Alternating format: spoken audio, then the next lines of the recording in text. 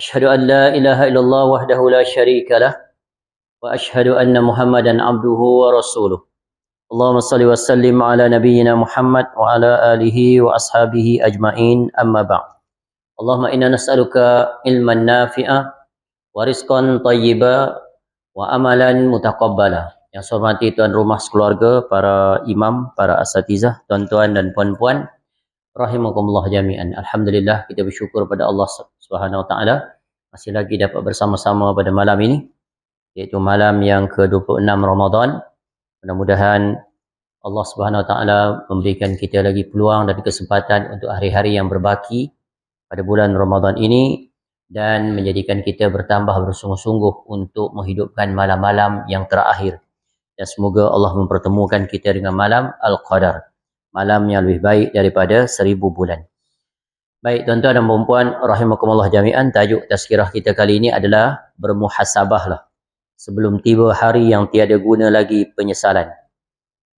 Dengan yang berpandukan ayat yang dibacakan di awal muqaddimah tadi daripada surah Asy-Syu'ara, surah yang ke-26 ayat 87 hingga 89, yang bermaksud, dan janganlah engkau hinakan aku pada hari mereka dibangkitkan, iaitu pada hari ketika mana harta dan anak-anak tidak berguna, kecuali orang-orang yang menghadap Allah dengan hati yang bersih. Ayat ini memperihalkan tentang yang berkaitan dengan Nabi Ibrahim alaihissalam. Dia berdoa kepada Allah memohon agar yang pertama diselamatkan dari dihinakan di hari akhirat nanti. Dan yang kedua memberi pengajaran dan peringatan kepada kita kesemuanya agar sentiasa bermuhasabah, iaitu menghisap diri, menilai diri, self evaluations ataupun introspection. Di mana dalam bermuhasabah ini tentunya di antara perkara yang akan muncul adalah sikap kewaspadaan, sikap khawatir, bimbang, cemas, takut akan keadaan kita di negeri akhirat nanti, agar jangan termasuk dalam golongan orang-orang yang dihinakan oleh Allah Subhanahu wa taala. Hal yang berkaitan dengan muhasabah ini merupakan salah satu daripada perkara yang ada dalam urusan agama ini, dan ia merupakan perintah Allah, juga perintah Nabi SAW, begitu juga para sahabat, mereka merealisasikan hal yang satu ini. Sebagaimana contoh, Sayyidina Umar radhiyallahu an pernah berpesan, hasibu anfusakum qabla an tuhasabu wazinuha qabla an tuzanu wa ta'ahabu lil ardil akbar. Hendaklah kamu menghisap diri kamu sebelum kamu dihisap, dan hendaklah kamu menimbang diri kamu sebelum kamu ditimbang, dan bersiap-siaplah untuk hari besar ditampakkannya segala amal, itulah hari akhirat. Persoalannya, apakah perkara yang hendaknya kita muhasabahkan? Jawabnya sekurang-kurangnya ada 5 perkara yang hendaknya kita sentiasa bermuhasabah dalam keseharian kita sebelum kematian datang menjemput kita. Yang pertamanya adalah, adakah amal ibadah yang dilakukan kita selama ini diterima di sisi Allah Ta'ala atau tidak? Yang kedua, adakah segala kemaksiatan dan dosa-dosa kita selama ini diampunkan oleh Allah Subhanahu Wa Ta'ala atau tidak? Yang ketiga, adakah Allah Ta'ala redha terhadap kita sebagai hambanya atau tidak? Yang kelima, yang keempat, adakah pengakhiran usia kita dalam keadaan husnul khatimah ataupun sebaliknya, iaitu su'ul khatimah? Dan yang kelima, adakah kesudahan kita, tempat tinggal kita nanti di negeri akhirat, di syurgakah atau di nerakakah?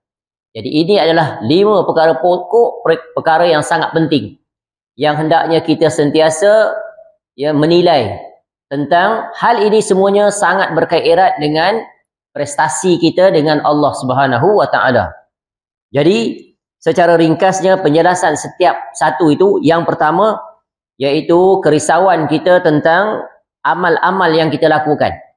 Adakah Allah terima atau tidak? Kerana kenyataannya ayat-ayat Al-Quran, begitu juga hadis-hadis Nabi SAW membicarakan di antara salah satu penyesalan yang paling besar adalah orang-orang yang bersusah payah beramal ibadah di dunia tetapi tiada nilai di sisi Allah di negeri akhirat. Sebagaimana di antara contoh yang telah berlalu seperti orang yang muflis tersebut. Begitu juga tentang contoh yang telah dinyatakan sebelum ini, iaitu Umar radhiyallahu an menangis melihat seorang rahib dalam keadaan kusut masai, zuhud, letih berpayah beribadah siang malam, tetapi neraka yang sedang menunggunya. Begitu juga ada di antara orang-orang yang beriman, beramal, berletih, berpayah, tetapi tiada nilai di sisi Allah. Sebagaimana Allah sebut dalam surah Al-Kahfi, surah yang ke-18, ayat 103 hingga 104. Qul hal ununabbi'ukum bil akhsarina a'malah alladzina dhalla sa'yuhum fil hayatid dunya wa hum yahsabuna annahum yuhsinuna sun'a.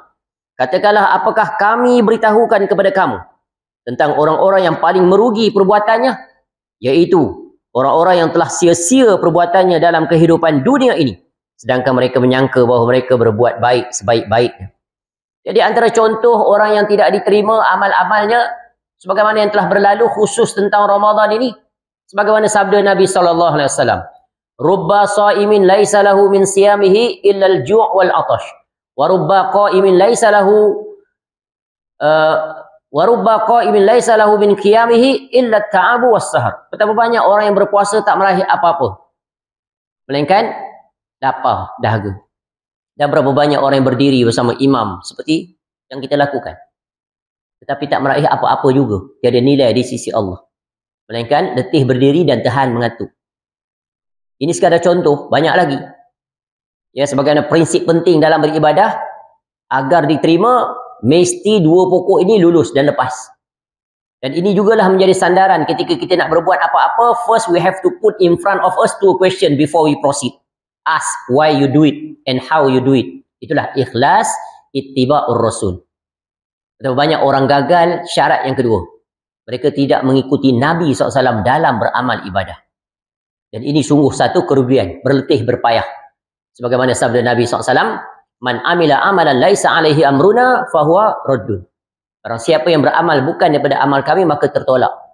Walaupun pada anggapannya bagus, baik, terbanyak dan berbagai lagi, tetapi bukan itu ukurannya. Agama kita menetapkan garis panduan yang terang dan jelas. Our roles and responsibility, we just follow through. We cannot divert or deviate. Itulah as-sirat al-mustaqim. Yang kedua, ya, iaitu tentang adakah segala maksiat dan dosa-dosa kita selama ini diampuni oleh Allah atau tidak. Kerana ciri khas manusia ini adalah kullu bani Adam khata' wa khairul khata'in at-tawwab. Anak Adam ni berbuat salah. Ya, dan sebaik-baik orang yang berbuat salah adalah bertaubat kepada Allah. Itulah istimewanya anak keturunan Adam ini. Ciri kelemahannya adalah sering lalai, terlupa, selalu jatuh dalam pelbagai pelanggaran. Tetapi Allah datangkan peringatan, ya, ada way out untuk selamat diri, iaitu kembali kepada Allah. Dan bulan Ramadan ini 10 malam terakhir khusus doa untuk kita sentiasa mengucapkannya. Kerana kita bersiap-siap untuk keluar daripada bulan Ramadan agar diampuni seluruh dosa. Sebagaimana yang pernah saya sebut sebelum ini, di antara orang yang paling rugi, paling celaka, paling binasa, paling hina keluar daripada bulan Ramadan, tak diampuni dosa. Raghima amrun ri'in adraka Ramadan falam yughfar lah. Hinalah seseorang yang mendapati bulan Ramadan, dia keluar tapi dosa-dosanya tak diampuni. Dosa pahala ni benda abstrak, tak nampak. Dia bukan dalam bentuk benda 3 dimensi boleh kita pegang. Tetapi Allah datangkan pada diri kita ini hati yang dapat menangkap. Kita dapat rasa kita ni diampuni atau tidak dengan melihat natijah daripada perkara tersebut. Makin bertambah hari, makin dekat dengan kita, dengan Allah, maka bermakna itulah dia tanda-tanda Allah berikan keampunan.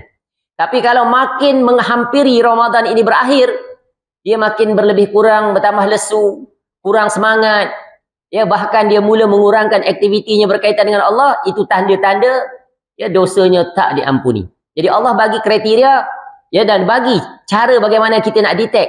How we detect? By our heart. Kenapa our heart? Because di sinilah tempat letaknya iman. Iman tu dia adalah the absolute detector. Nak gauge our iman. Sebab tu di tempatnya di dada. Baik. Ya. Jadi kita ni tak pernah satu pun di antara kita lepas daripada dosa. Allah bagi khabar gembira yang menyebabkan iblis terkalahkan, terpukul. Dengan satu ayat daripada surah Az-Zumar. Qul ya ibadiyalladzina asrafu ala anfusihim La taqnatu min rahmatillah, innallaha yaghfiruz dzunuba jami'a, innahu huwal ghafurur rahim. Katakanlah kepada hamba-hambaku yang melampaui batas terhadap diri masing-masing. Allah sifatkan kita dua. Satu hamba, yang kedua melampau batas. Bukan pada orang lain, kita. Ya. Kemudian Allah bagi good news, busyra lakum. Jangan berputus asa daripada rahmat Allah. Sejahat apa pun kamu, sezalim apa pun kamu, sekafir apa pun kamu, tapi kamu masih dibuka pintu untuk mendapat pengampunan Allah. Kerana Allah dia maha mengampuni seluruh dosa-dosa kamu. Cuma kamu buat satu je, kembali kepada Allah. Sebagaimana Allah sebut dalam ayat Al-Quran, Ya ayyuhallazina amanu tubu ilallahi taubatan nasuha. Kembali kepada Allah dengan bertaubat bersungguh-sungguh, maka mudah-mudahan dengan itu Allah mengampunkan dosa kita. Yang ketiga, adakah pengakhiran usia kita dalam keadaan husnul khatimah atau sebaliknya, su'ul khatimah? Kerana kita tak tahu pengakhiran kita. Ya, kita tidak mengetahuinya. Bahkan Nabi SAW memberikan strong reminder supaya kita berhati-hati, kerana ada orang sepanjang usia dilihat secara zahir dia adalah ahli syurga. Ahli ibadah dia, ahli sedekah dia, ahli puasa dia, dia imam, dia mengajar di sana sini dan berbagai lagi, tapi penghujungnya dihumbankan ke dalam neraka. Sebagaimana hadis Nabi SAW, Inna ahadakum la ya'malu bi amali ahli jannah hatta ma yakunu bainahu wa bainaha illa zira'. Fayasbiqu alaihi alkitab fayamalu bi amali ahli nar fayadkhuluha. Ya, sesungguhnya di antara kamu ada yang melakukan perbuatan ahli syurga hingga jarak antara dirinya dan syurga tinggal sehasta saja, tak jauh, sehasta. Sikit lagi dah masuk orang. Tetapi bagaimana yang telah ditetapkan ketentuan baginya, dia melakukan perbuatan ahli neraka, masuklah dia ke dalam neraka. Ada tak contoh? Banyak contoh. Ya. Di zaman Nabi SAW, seorang berjihad, tangkas, pemberani, sehingga takjub para sahabat. Tapi kata Nabi SAW, hiya finnar, dia masuk neraka. Salah seorangnya, ya, tak tahu kenapa dia disebut oleh Nabi SAW masuk neraka, padahal dia ahli jihad, pemberani. Dia ikut. Dalam satu pertempuran, dia ditikam jatuh daripada kudanya. Lalu dia lihat, tak tahan, dia tusuk badan dia, mati, bunuh diri. Suicide. Mati. Sebab itu dia dihumbankan ke dalam neraka. Dan tak banyak juga orang yang penghujung usia menukar agamanya. Ya, dan pelbagai lagi. Dan ini adalah perkara yang sangat kita khawatirkan. Dan yang kedua, betapa banyak pula orang yang amalan sepanjang usia ahli neraka dia. Ahli maksiat. Bulan Ramadan tak puasa. Macam-macam. Ya, minum arak. Dan pelbagai. Kita jumpa orang seperti itu. Tetapi apabila dia pencin, ya, kemudian dia jadi ahli masjid, jadi tu imam. Ajaib. Rupanya dulu-dulu tu dia pandai. Barangkali pernah mengaji pondok, tapi terpengaruh dengan kehidupan duniawi, dia lalai alpa. Tapi asbab doa ibunya yang sangat mustajab, akhirnya di penghujung usia, dia kembali kepada Allah dan dia mati sebagai ahli masjid. Masya Allah. Sebab ni perkara yang paling kita takut dah. Sebab kita jangan rasa diri kita hebat. Apatah lagi sejak belum balik lagi kita dah jadi ahli ibadah sampai saat ini. Kita tak tahu penghujung. Sebab Allah pasti akan menguji kita. Dan disitulah akan terserlahnya keikhlasan. Yang akan dapat menyelamatkan kita adalah keikhlasan. Yang keempat. Ada masa ini? Lebih sikit. Adakah Allah redha terhadap kita sebagai hambanya atau tidak? Ini sulit. Macam mana kita nak tahu tuan-tuan Allah redha kita sebagai hambanya? Atau ya, caranya mudah. Caranya kita redha dengan segala apa yang Allah perintahkan. Allah suruh buat A, kita buat A. Kita tak pergi kepada yang lain. Allah kata ini dilarang, hati kita tenang. Itu dilarang. Dan begitulah seterusnya. Jadi kesimpulannya, ya, nak tahu Allah redha atau tidak, lihat dari sisi bagaimana kita menunaikan hak Allah. Dan yang kelima, yang terakhir. Adakah kesudahan tempat tinggal kita nanti di negeri akhirat, di syurga ke atau di neraka ke? Sebab itulah, ya, Nabi SAW perintahkan kita sentiasa memperbanyakkan doa.